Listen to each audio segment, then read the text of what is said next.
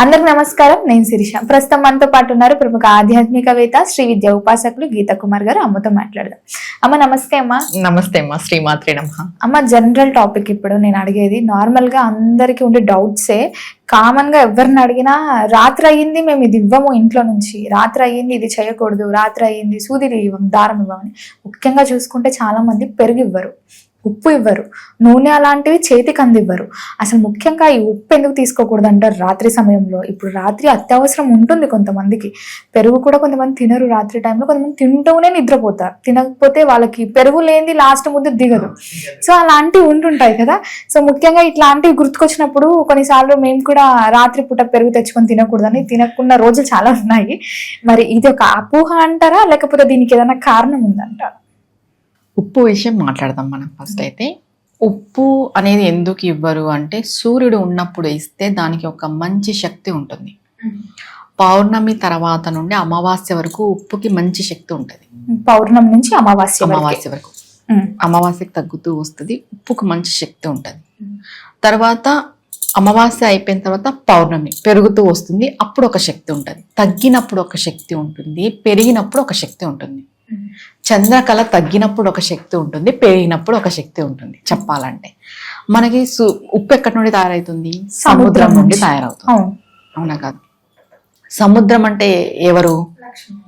లక్ష్మి అమ్మవారి యొక్క పుట్టినిల్లు అంటాం.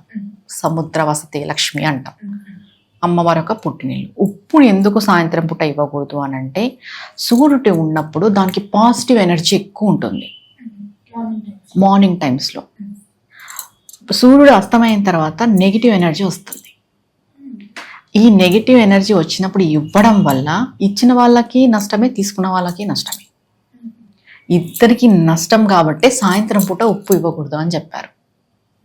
సూర్యకళలకి చంద్రకళలకి చాలా తేడా. సూర్యుడు ఉన్నప్పుడు ఒక శక్తి ఉంటుంది, చంద్రుడు ఉన్నప్పుడు ఒక శక్తి ఉంటుంది. సముద్రాన్ని చూస్తే సూర్యుడు బాగా హై అయ్యే కొద్దీ అలలు బాగా పెరుగుతాయి. మనం ఎప్పుడైనా సముద్రాలకు వెళ్ళి చూసినప్పుడు ఇది తెలుస్తుంది. ఉదయం నార్మల్గా ఉంటాయి, పెరిగే కొద్దీ ఇంకా మధ్యాహ్నం హెవీ అలలు వస్తుంటాయి. ఎందుకు? సూర్యుడు యొక్క ఎనర్జీ హెవీ అయిపోతుంటుంది. సముద్రం అబ్జర్వ్ చేస్తుంటుంది ఆ కిరణాల ద్వారా సూర్యుడు యొక్క ఎనర్జీ. అలాగే సముద్రం నుండి తేమని సూర్యుడు కూడా గ్రహిస్తుంటాడు. గ్రహించే కదా ఆకాశానికి ఇచ్చేది మనకి, అదే మేఘమే వర్షం పడుతుంది. అలా సూర్యుడు యొక్క శక్తి ఉదయం పూట ఎక్కువ ఉంటుంది. కాబట్టి మన అందరికీ కావాల్సింది సూర్యశక్తిని, ఆరోగ్యంగా ఉండాలంటే.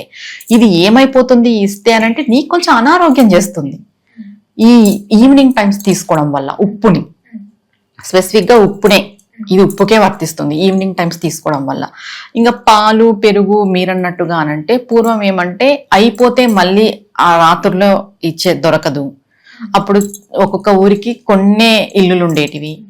ఆ కొన్నే ఇల్లులు అయిపోతే మరీ దొరకదు, మళ్ళీ ఉదయాన్నే మనం పాలు తీసుకోవాల్సి వస్తుంది ఆవుల నుండి గేదెల నుండి అనే ఉద్దేశంతో సాయంత్రం పూట ఇవ్వద్దు అన్నారు తప్ప ఖచ్చితంగా ఇవ్వకూడదు అనేది అయితే లేదు. ఇప్పటికైతే అది లేదు. ఇప్పుడు సరే, ఒక చిన్న పాప ఏడుస్తుంటాడు పాలు లేక, నీ దగ్గర పాలు ఉన్నాయి, వచ్చి అడిగినారు, నువ్వు ఇవ్వకున్నట్టుంటావా? ఇస్తేనే నీకు లక్ష్మి వస్తుంది.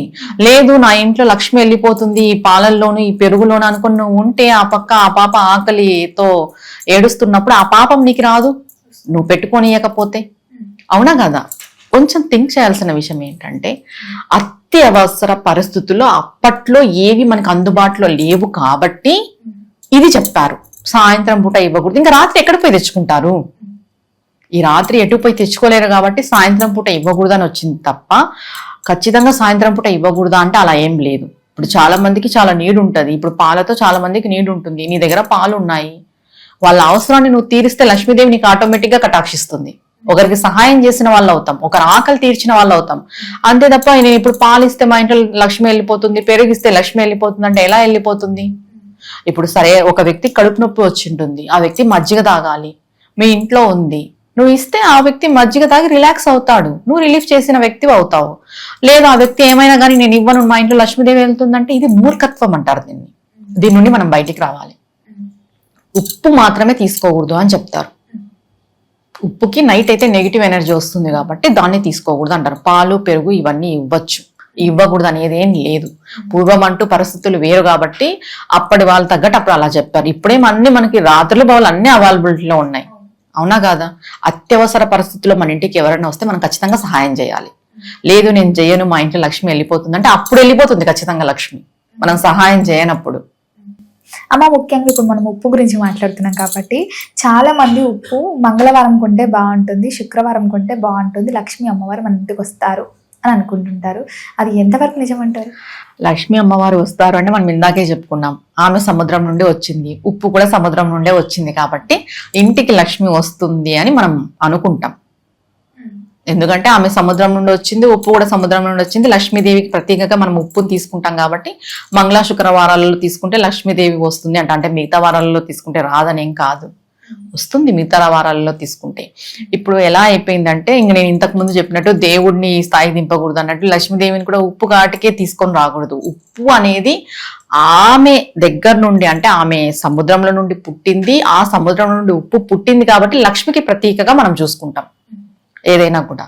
అలా అని ఇప్పుడే తెచ్చుకోవాలి, ఈ టైంలోనే తెచ్చుకోవాలి అంటే ఉదయం పూట తెచ్చుకోవాలి, ఏ రోజైనా పర్వాలేదు, సాయంత్రం తెచ్చుకోకూడదు. ఇప్పుడు సాయంత్రం ఎవరు కూడా ఇవ్వరులేండి, ఆల్మోస్ట్ షాప్స్ లో కూడా ఎవరు ఇవ్వరు. అమ్మ అదే ఇంకొకటి డౌట్ ఏంటంటే చాలా మంది ఉప్పుని స్టోర్ చేసుకుంటుంటాం కదా మనము. చాలా మంది ఇప్పుడున్న జనరేషన్లో చాలా మంది ఇంట్లలో ప్లాస్టిక్ డబ్బాలలో మనం ఉప్పుని స్టోర్ చేస్తుంటాం. నేను కొన్ని చూసిన దాంట్లో, నాకు కొంతమంది చెప్పిన దాంట్లో ప్లాస్టిక్ వాడకూడదు ఉప్పుకు మాత్రం, దానికి ఒక గాజు పాత్ర మాత్రమే వాడాలని చెప్తున్నారు. మరి ఇది వాడకూడదు అంటారా? అంటే మామూలుగా మనం ప్లాస్టికే వాడద్దు అని చెప్తున్నాం. ప్లాస్టిక్ నిషేధం అని ఎన్ని మనకి ఇప్పుడు వస్తున్నాయి, కవర్స్ కానీ.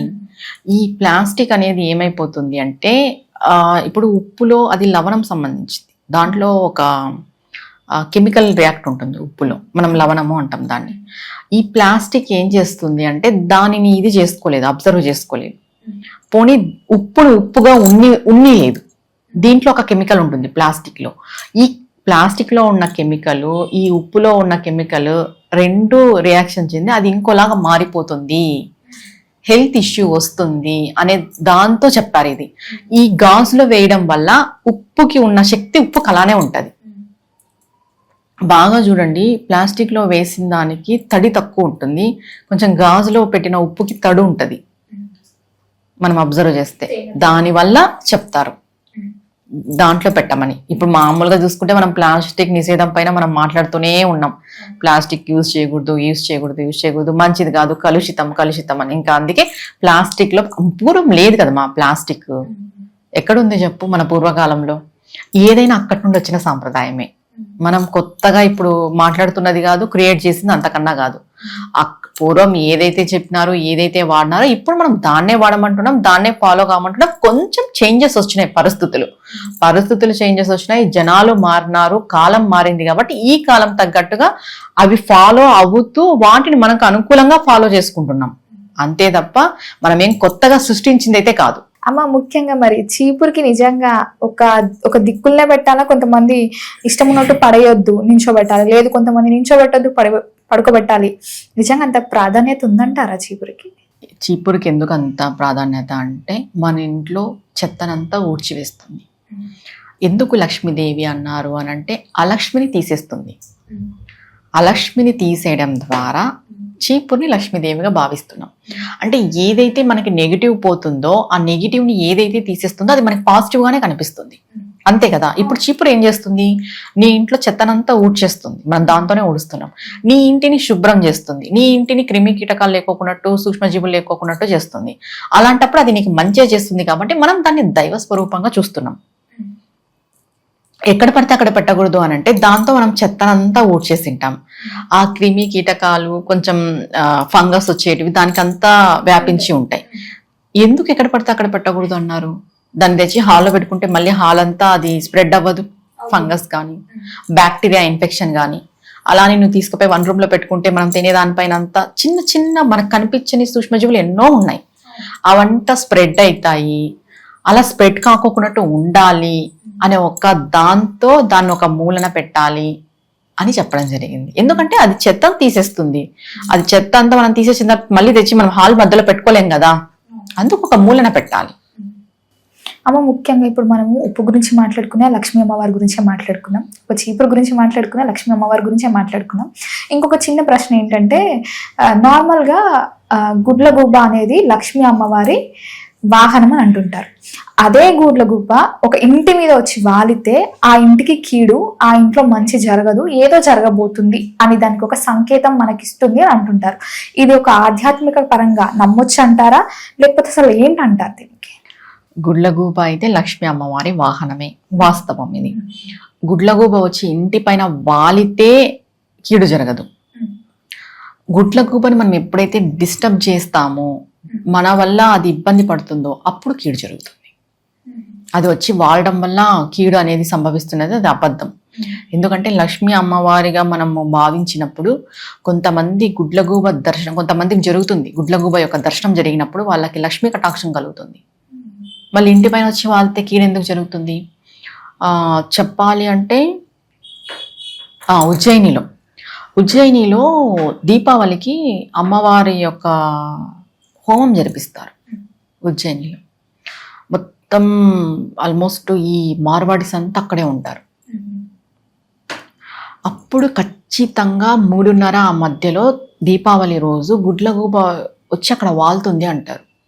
గుడ్లగూబ సౌండ్ వింటారు అంటారు. సౌండ్ చేస్తుంది, ఎక్కడున్న సౌండ్ కూడా వినిపిస్తుంది అంటారు.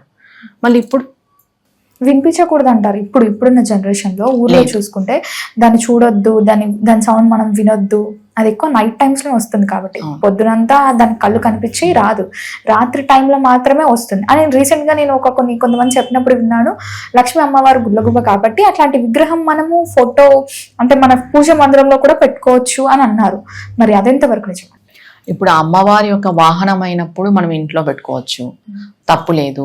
అప్పట్లో దాని యొక్క సౌండ్ భయంకరంగా ఉంటుంది, కొంచెం వినడానికి కొంచెం భయానకంగా ఉంటుంది కాబట్టి వినకూడదు అనేది వచ్చింది తప్ప, గుడ్లగూబ యొక్క దర్శనం కానీ గుడ్లగూబ యొక్క సౌండ్ కానీ వినడం వల్ల మనకి పాజిటివిటీ పెరుగుతుంది. మనకి ఏదో రానున్న రోజుల్లో మంచి జరుగుతుంది. మనం దాన్ని డిస్టర్బ్ చేయకూడదు, దాన్ని కొట్టడము అలాంటివన్నీ చేయకూడదు. అలాంటివి చేసినప్పుడు ఏ ప్రాణికైనా మనం హాని చేసినప్పుడు మనకి ప్రతికూల ఫలితమే వస్తుంది. మనం ఏమీ చేయనట్టు దాన్ని వదిలేస్తే మనకి మంచి జరుగుతుంది. మంచి జరగకపోయినా చెడు అయితే జరగదు కదా, నువ్వేమీ చేయకపోతే. ఏం చేయొద్దు, అంతే కదా. అమ్మ మొత్తం మీద మాకున్న చాలా సందేశాలని మీరు వృద్ధి చేసినందుకు ధన్యవాదాలు. నమస్తే అమ్మా.